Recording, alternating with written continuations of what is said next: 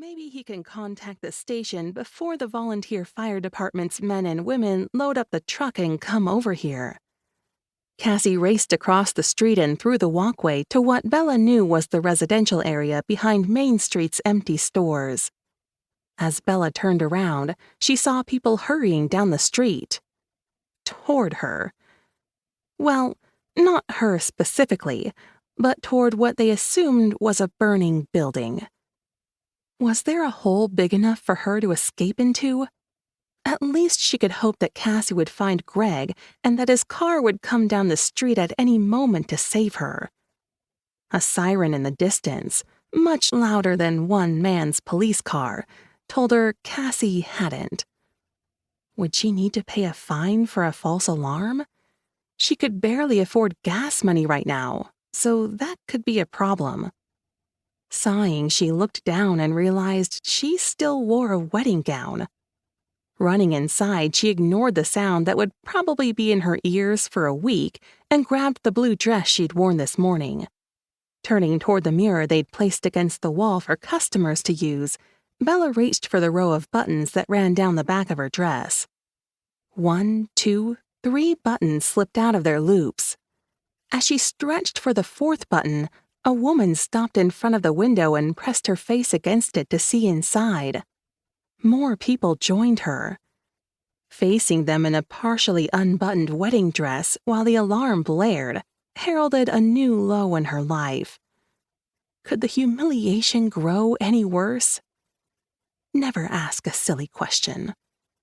Bella started for the back room, but had only taken a step when flashing red lights reflecting in the mirror said her time was up. She picked up her purse and turned toward the door. She squared her shoulders and waited for someone to enter. She'd explain her mistake to, hopefully, a kind firefighter and ask for forgiveness.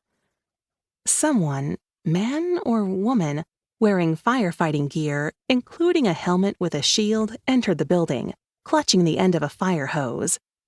The person stopped and stared at her. When they flipped up the face shield, the puzzled face of Greg's friend stared at her. Micah, the man who had accidentally showered her with fruit punch at Cassie and Greg's engagement party, and ruined her dress. Isabella? His green eyes stared at her as though she must be an apparition. And she had to admit that it would be rare to find no smoke or fire and a woman in a wedding dress. He continued through to the back room. A minute later, the ringing blissfully stopped. When he returned, he had his helmet under one arm and the fire hose under the other. I don't see anything that looks like an emergency. Now, please tell me what happened. A voice from outside shouted, "Did you say now?" Micah shouted over his shoulder. Yes, but I don't want... The fire hose shot water across the room. Micah struggled to stay upright as the hose he'd barely been holding on to went wild. The wet stream sprayed everywhere, including right into her wedding dress display. "No!" Bella threw herself in front of the dresses. "Turn off the water!" she sputtered as it pummeled her. Shouting between Micah and the firefighters outside continued, but she could barely hear it over the rushing deluge. When the barrage ended, a stunned Micah stood before her. He blinked and stared at her. That shouldn't have happened.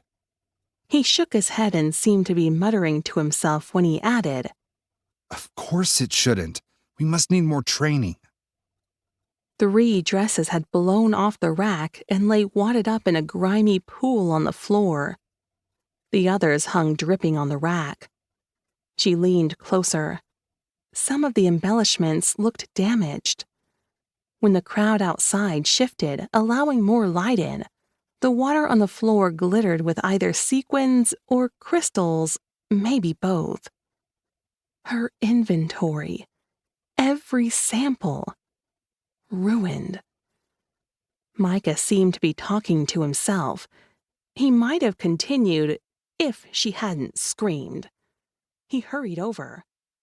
I'm so sorry, Isabella.